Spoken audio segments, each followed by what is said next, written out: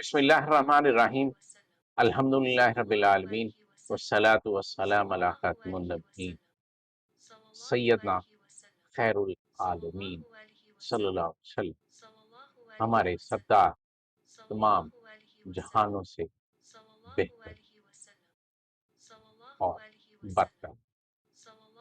حضرت ابو ہریرہ رضی اللہ عنہ سے روایت ہے تو فرماتے ہیں کہ نبی محترم صلی اللہ علیہ وسلم نے فرمایا کہ جب اللہ سبحانہ وتعالیٰ نے تمام مخلوق کو پیدا کیا تو حضرت جبرائیل علیہ السلام کو بھیجا۔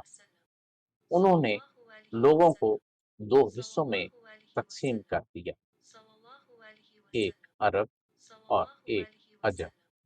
اللہ سبحانہ وتعالیٰ کی پسند عربیوں میں تھی، پھر عربیوں کو دو حصوں میں تقسیم کر دیا، ایک قسم یمن اور ایک مضر کی۔